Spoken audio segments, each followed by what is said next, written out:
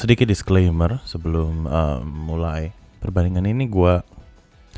Personally gue tuh bukan orang yang sering menggunakan portable DAC amp seperti yang Anda lihat depan ini. Gue pada umumnya biasa cuman punya satu DAB dan sisanya gue main desktop. Karena to be completely honest, kalau misalnya kita mau dengar secara serius, kita tidak akan lakukannya sambil jalan-jalan. Kita akan lakukan di rumah sambil tidur-tiduran dan sebagainya. Cuman belakangan ini gue banyak pergi ke Audio Meet, ketemu orang-orang, mungkin show off mods gue ke H6 ataupun Sennheiser 800. Problemnya adalah gue di sana untuk gue show off the mods ataupun pergi ke Audio Meet, gue rasa gue perlu bawa dua kayak ampli dan DAC di sini. Dan alasan adalah rata-rata ini HDBR 6 Pro. HDBR 6 Pro tuh di dalam dunia digital audio player adalah DAB yang cukup kuat. Mungkin salah satu DAB di bawah 10 juta yang paling kuat yang ada di market sekarang. Dia bisa ngedrive Aria, bisa ngedrive HD800, HD600. Sebenarnya bisa ngedrive H6 gua, tapi volumenya mungkin di 96, 97, 98 udah nggak ada headroom lagi di sana. Dan to be completely honest, gua merasa H6 gua agak sedikit underpowered di sini dan sebagainya. Jadi gua sendiri prefer untuk bawa desktop setup gue. Cuman semakin sering gue jalan-jalan dan semakin sering gue meet, makin menyebalkan rasanya membawa benda-benda seperti ini, harus bawa mic cover dan sebagainya. Jadi gue mulai mencari ke dunia portable atau transportable DAC amp yang gue bisa bawa. Kalau gue mau meet ya gue tinggal bawa headphone dan kabel aja. Lalu di hadapan gue ini ada dua macam DAC amp yang gue cukup tertarik. Ya sebenarnya satu lagi Diablo. Cuma setelah gue denger Diablo, gue merasa Diablo sedikit terlalu analitik, sedikit terlalu dry menurut gue, sedikit terlalu glary. Meskipun dia sangat powerful, sangat clean dan sebagainya, tapi sedikit terlalu glary menurut gue. Dan Diablo lebih kuat daripada kedua amp di depan Anda. Satu, mungkin sedikit. Di dalam review ini gue akan ngomong tentang feature, bukan review sih, perbandingan ini gue akan ngomong tentang feature, power dan sebagainya. Cuman mostly gue akan ngomongin tentang sound. Lalu kemudian untuk power, salah satu disclaimer juga daripada perbandingan ini adalah gue dalam menilai perbandingan suara hi-fi, IDSC Signature dan Deton Ray ini, gue menaruh hi-fi di power mode eco, yaitu yang paling lemah, yang paling kecil. Kenapa? Karena sayang sekali Deton Ray H1 ini tidak memiliki power yang gede, atau bahkan power dia termasuk dalam golongan kecil untuk DAC amp di harga segini. Dalam firmware-nya yang Ultraman, yaitu firmware dia yang ngeboost power ke balance out dia sebesar mungkin, dia hanya bisa deliver 1 watt per channel. Dan menurut gue gak tahu 1 watt per channel apa 1 watt untuk 2 channel. Yang jelas power dia menurut gue agak sedikit kurang memuaskan ya, gue bisa bilang ya. Tapi kembali lagi, kalau misalnya Anda menggunakan headphone yang misalnya kayak yang tidak terlalu susah di drive, mungkin ya sebenarnya kayak HD800, ZMF Aeolus, Audeze LCDX, apalagi tuh, Hi-Fi Man HS1000 SE, menurut gue cukup kuat sih ini. Tapi ya kembali lagi, terutama untuk misalnya model-model Hi-Fi Man Aria ya, yang low sensitivity planar, gue rasa headroomnya kurang. H6 bahkan gue nggak cukup buat dia ke volume yang gue inginkan, agak sedikit di bawah volume yang gue inginkan untuk H6 ya. Untuk Aria gue polin itu untuk beberapa music yang lebih quiet, gue rasa agak sedikit kurang juga. Tapi untuk music yang cukup medium to loud. Gue rasa yang lebih compressed. Gue rasa di area bisa-bisa aja gue make Detonator H1. Cuman karena tujuan gue adalah biar gue bisa bawa H6 gue tanpa gue harus bawa stack ini, jadi ya kurang memungkinkan lah ya gue beli Detonator H1. Makanya gue beli i5 IDSD Signature di sini yang powernya menurut gue salah satu yang paling luar biasa. Dan sekarang tapi kembali lagi, kalau misalnya lu nggak main headphone, terutama planar study drive, gue rasa kedua lu bisa ignore that power output ya. Lu nggak perlu pikirin soal itu kalau misalnya lu cuma ngedrive IM doang. Ini dengan ngedrive IM sangat mudah dan sangat baik ya. Dan bicara soal power, IDSC Signature ini luar biasa power outputnya. Seberapa luar biasa? Kalau misalnya lu pernah lihat headphone ini, ya gue nggak tahu gue pernah ngomongin apa belum ya. Namanya Pioneer model SE500. Nah sekarang nih, ini bukan headphone planar, ini bukan headphone dynamic, ini headphone piezoelectrostatic. Seberapa hard di drive mereka? Dia lebih susah di drive daripada H6. And it's speaking a lot menurut gue. Karena H6 tuh susah banget di drive, dan orang tahu H6 susah di drive. Ini lebih susah lagi ya.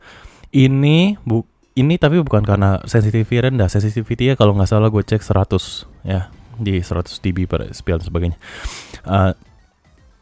per miliwatt dan sebagainya. Tapi yang bikin dia susah di drive adalah impedance ya. Impedance-nya dia berapa? Bukannya 300 seperti HD800, bukan 600 seperti BRD T1, bukan 800, bukan 900, tapi ini 1000 ohm. Ini 1000 ya. Bahkan sebenarnya Bifrost dan dan biasa Jotunheim 2 dan Cayenne menurut gue cukup bisa ngangkat sih ya. Cuman gue belum nemuin portable yang bisa ngangkat ini, kecuali mungkin Diablo ya. Sebaik IDSD Signature ini bisa mengangkat ini. Dan menurut gue it's a high achievement considering ini adalah 1000 ohm dan ini dari tahun 1975 ya. Udah tua banget di zaman headphone nggak ada bass ya.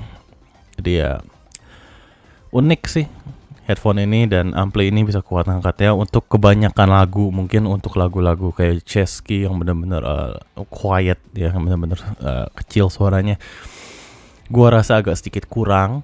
Tapi untuk most songs, lagu-lagu pada umumnya, lagu pop dan sebagainya, itu menurut gua cukup untuk power Pioneer SE500 ini. Dan menurut gua itu adalah achievement yang luar biasa.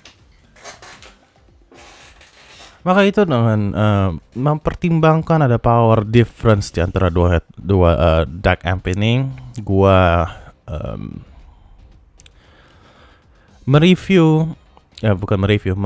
membandingkan kedua DAC amp ini menggunakan beberapa headphone yang bisa dipower oleh keduanya.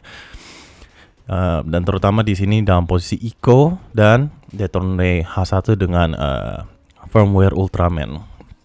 Jadi yang terkuat di Detonator 1 tapi terlemah di Signature.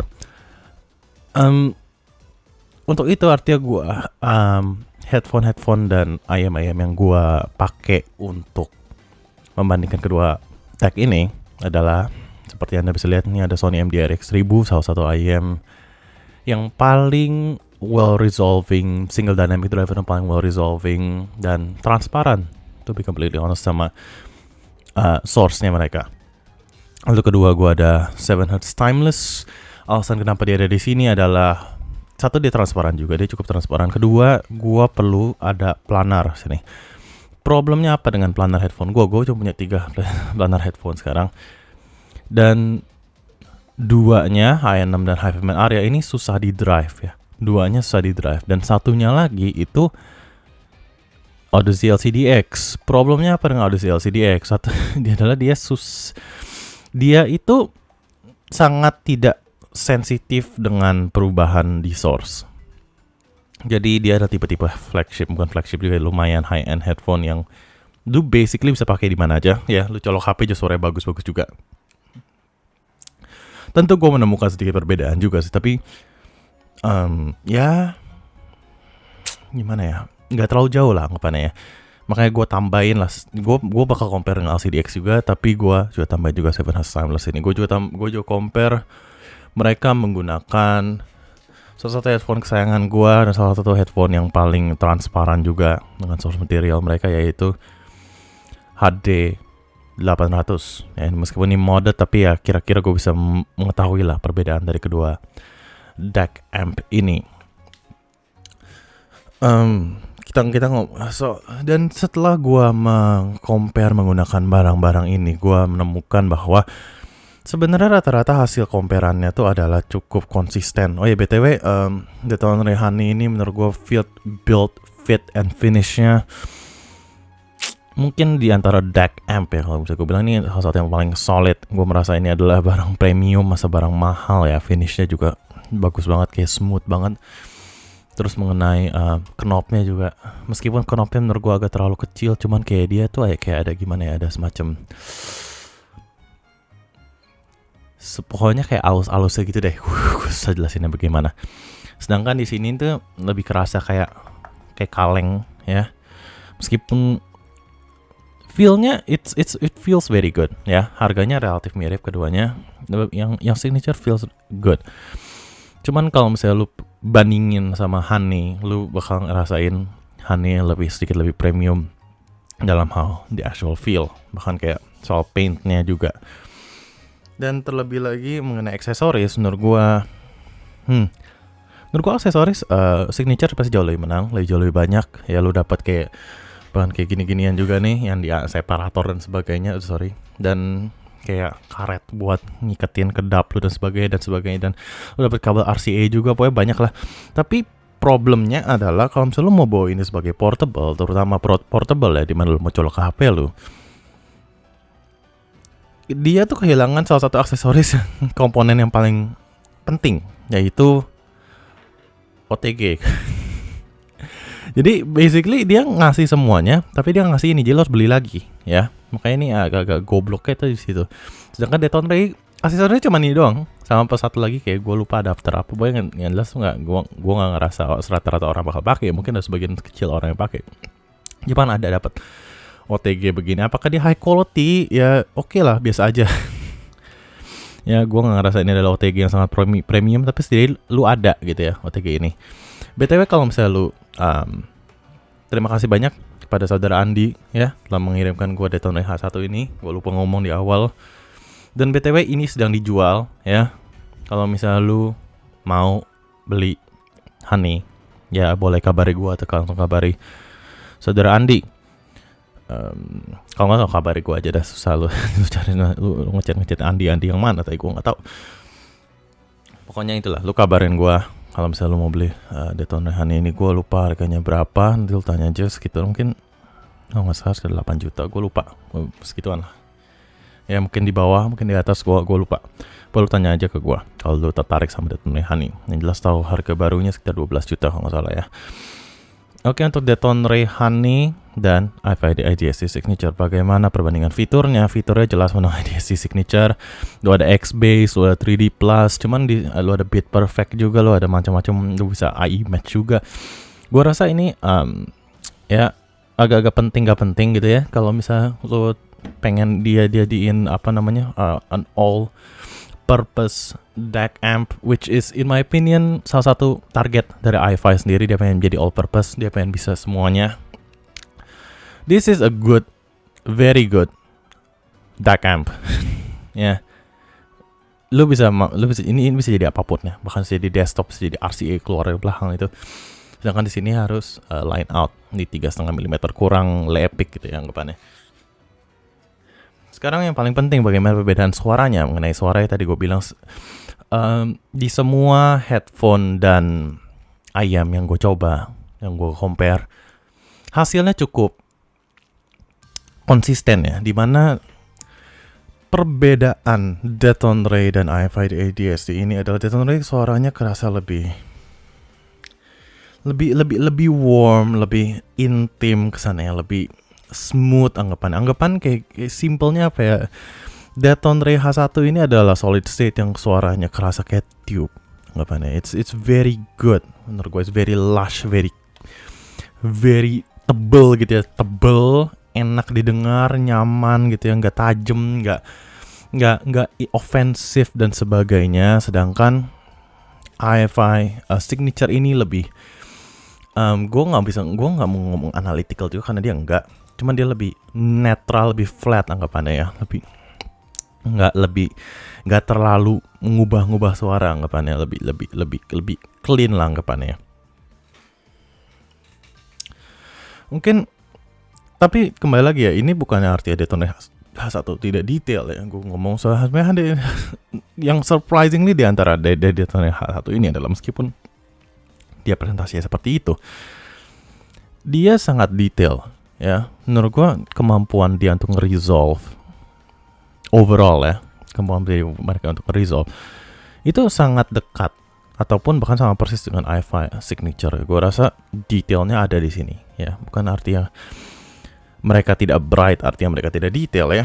Tapi ya menurut gue dia ini adalah suara yang smooth, yang timbre-nya lebih baik, lebih natural anggapannya, kerasanya timbre-nya kayak kalau misalnya ada ketokan kayu gitu, kayak decay-nya lebih organik gitu anggapannya, nggak terlalu tajam gitu, nggak terlalu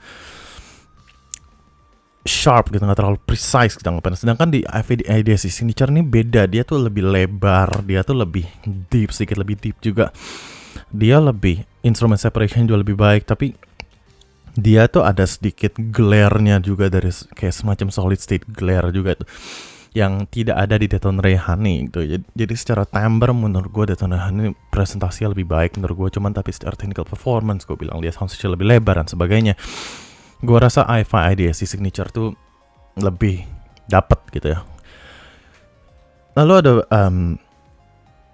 unsur lagi mengenai that initial leading edge dari transient. Jadi kayak hantaman tembakan pertama daripada kalau misalnya lu main, contoh nih lagu, gue main League of Legends, gue main Wild Rift, kalau misalnya kalian mau nge-add gue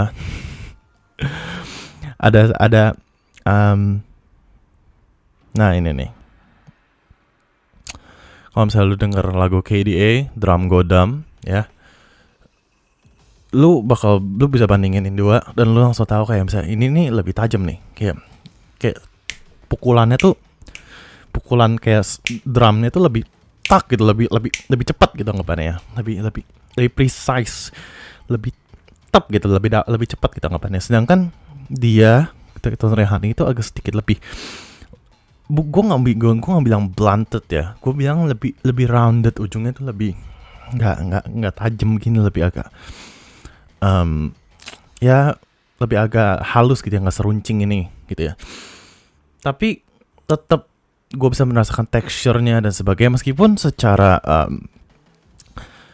gimana, kalau misalnya lu pengen menganalyze the actual texture, gue rasa di hi-fi IDSC signature lu lebih dapet menurut gue. Sedangkan untuk Deton Ray Honey itu lebih gimana ya, lebih full bodied gitu, lebih full bodied. Gue rasa lebih full bodied, bukannya kayak nggak untexture ataupun one note ya, tapi ya sedikit lebih tebal ya anggapannya. Kalau misalnya lu nyalain X bass di sini, tapi kayak pas di antara suara IDSC signature yang stock dan plus X bass, jadi kayak pas di antara 50-50 itu. Which is menurut gue sesuatu yang sangat baik, yang sangat enak untuk didengar ya. Gue merasa orang bakal demen sih suara-suara dari Deton Ray Honey. Cuman kembali lagi, deal breaker menurut gue adalah dimana Deton Ray Honey itu adalah not a very strong DAC amp. Kalau lu mau dia jadi strong bisa, tapi lu harus pakai firmware Ultraman-nya dia, yaitu matiin single ended-nya dia dan semuanya hanya berjalan di balance output. Jadi anggapannya amplifying-nya tuh nggak keduanya, tapi semuanya di shift ke balance output-nya. Dan meskipun dia memang lebih kuat ya, lebih kuat daripada kalau lu ke standar firmware dia, tapi lu bandingin sama IDSC Signature masih jauh ya. Mungkin lo bisa bandingin sama IDSC dia yang eco bahkan, ataupun yang normal, atau kalau misalnya gue mau being generous ya. Jadi IDSC Signature ini jauh lebih kuat kalau untuk gue, makanya sayang sekali gue meskipun demen presentasi suara daripada Honey. Bahkan untuk sebagian headphone ataupun IEM gue kadang lebih prefer Honey meskipun sebenarnya kalau secara technical performance, secara soundstage dan sebagainya bagusan di IDSC Signature gitu ya. Tapi kalau misalnya tapi sayangnya ya begitu, nggak kuat gitu buat ngedrive H6 gue, dan it beats the function gitu anggapannya ya. Ngapain gue mendengar pakai ini? Dia suara tidak terlalu kayak teksturnya masih sangat rapi ya. Kayak gue bayangin kalau misalnya gue denger Hebe R6 Pro gue, dia itu agak kerasa bass boosted ya. Hebe R6 Pro gue ini suaranya bagus menurut gue salah satu suara yang bagus juga yang gue suka. Tapi gue merasa bahwa secara texturing dan secara detailnya dia nggak sebagus Deton Ray Honey gitu anggapannya, kalau misalnya kita ngomong soal dua source yang suaranya warm ya, karena keduanya agak-agak warm. Sedikit lebih smooth di Deton Ray Honey, tapi sedikit lebih lebar di Hebe R6 Pro. Dan IDSC Signature sedikit lebih lebar lagi, tapi ya kembali lagi dia ada sedikit lebih, dia kehilangan warmth-nya. Kalau misalnya gue denger vocals seperti lagunya Chesky, Cherokee oleh Camille Thurman ya.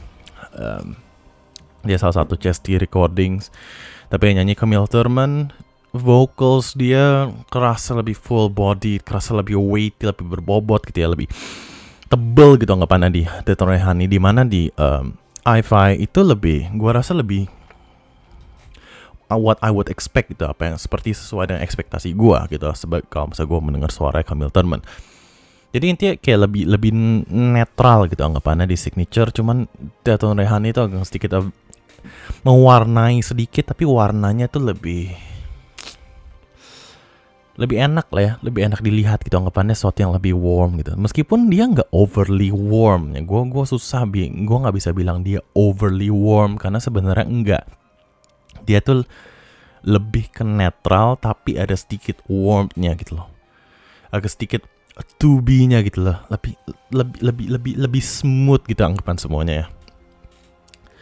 Untuk lagu-lagu misalnya orkestra gue ngomong misalnya OST Tokyo Ghoul RE yang Movement 1 Shreds of Light oleh Yutaka Yamada, gue merasa di Deton Ray ini ada suara cello di awalnya, suara string saya itu tuh lebih berbobot, lebih ada gitu-gitunya.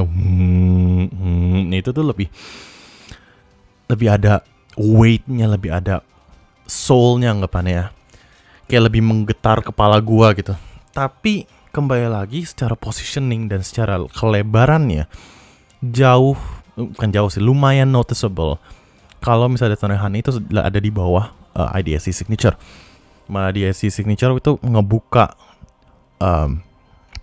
ruangnya lebih jauh gitu, lebih terbuka, lebih open, dan posisinya juga lebih di kiri gitu, lebih di kanan Dan kalau misalnya Deton Ray Honey itu misalnya posisi string saya di sini nih, sedangkan Signature tuh posisi stringnya tuh di sini ya. Jadi agak lebih lebar, lebih ada ininya loh, lebih ada space-nya anggapannya.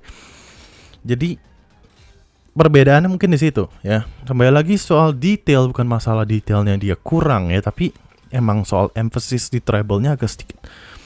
Bukan emphasis treble-nya kayak ya, sebenarnya emphasis treble-nya agak sedikit dismoothkan gitu ya untuk Deton Ray Honey. Bukan artinya treble buntung atau tidak ada extension ya, tapi less emphasis saja gitu menurut gua. Kan kembali kalau misalnya denger lagu seperti Cassiopeia ya, band Cassiopeia, di mana misalnya di sana tuh instrumennya lengkap ya saya. ya instrumen yang biasa, drum, bass gitu dan sebagainya. Lalu begitu lo denger simbalnya, ya gua rasa di sini ya lebih ngegigit gitu, lebih muncul gitu ya. Sedangkan Daytona Honey ada present, ada di sana, kalau perhatiin ada di sana, tapi lebih kecil gitu, lebih nggak maju gitu anggapannya. Dan mids-nya justru apapun yang berhubungan sama mids itu lebih maju. Jadi Daytona Honey itu gue nggak bisa bilang dia bassy juga ya, karena dia bukan bassy. Menurut gue bahkan dia lebih mids dan lower mids-nya tuh agak sedikit ditambahkan gitu loh. Ya anggapannya kayak tube lah, biasanya kayak tube yang high output impedance biasanya begitu. Gue nggak tahu output impedance Daytona Honey, dan mungkin alasannya itu output impedance tinggi.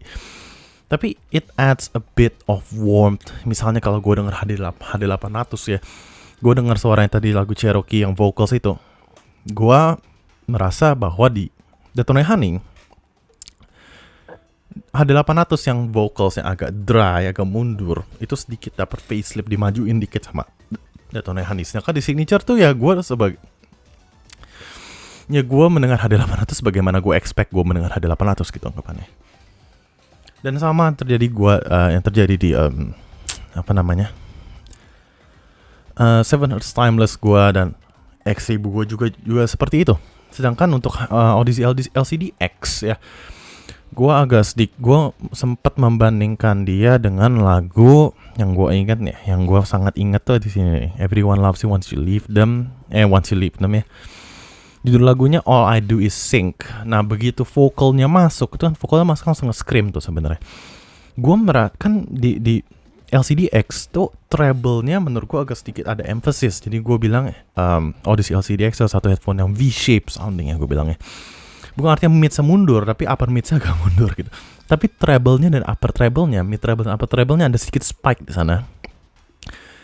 Dan apa yang terjadi di LCD X adalah untuk suara gravelly ataupun screaming male vocals, distorsinya kayak bagian serak-seraknya gitu anggapannya ya. Di IDSC Signature itu ya sebagaimana gue mendengar, gue ekspektasi LCD X suaranya begitu. Jadi serak-seraknya ada sedikit emphasis sebagaimana gue expect di LCD X akan ada seperti itu. Sedangkan di Daytona Honey itu sedikit serak-serak di atasnya tuh sedikit sekali. Dan kembali lagi ini karena LCD X itu adalah headphone yang tidak terlalu sensitif sama perubahan source. Di upper treble-nya itu serak-serakannya agak sedikit berkurang dan vocals-nya tuh agak sedikit lebih tebel gitu. Tapi it's not necessarily the thing that I want. Ya bukan sesuatu yang saya inginkan di LCD X, tapi gimana ya? Mungkin ini adalah efek dari berkurangnya sedikit di treble-nya, jadi vocals agak sedikit lebih maju gitu ya. Kalau misalnya kita menggunakan teori output impedance ya, karena kembali lagi planar tidak terlalu ngaruh sama output impedance sih. Kembali lagi seperti itu. Tapi ya perbedaannya sangat minimal kalau coba dong pakai LCD X. Lebih jauh terlihat kalau misalnya lo bandingin sama HD800, X1000, Timeless. Sayang sekali gue sebenarnya pengen bandingin pakai Aria dan H6 gue, tapi sayang sekali karena kedua itu Honey tidak kuat. Jadi ya intinya seperti itulah ya perbedaan dari kedua DAC amp ini. Gue sangat mengerti dan gue sangat bisa rekomen Honey untuk tiba-tiba orang yang mostly menggunakan IEM, karena kembali lagi kalau misalnya lu tidak menggunakan headphone, buat apa lu nyari sesuatu yang sangat powerful seperti ini? Dan kalau misalnya lu mostly dengan IEM, dan terutama IEM yang BA dan sebagainya ya, yang agak sedikit glary ya, agak sedikit gimana ya, bukan tini juga ya, kayak timbre BA yang lebih kasar gitu anggapannya ya. Cobain pakai Honey dah. Menurut gua ini gue lupa bahas juga nih. IEM BA menggunakan Honey itu sounds quite amazing menurut gue ya. Sedangkan di sini lu kedengar semua BA timbre-nya. Di sini agak sedikit diperbaiki gitu anggapannya menurut gue ya. Dibantu oleh timbre dia yang menurut gue superior.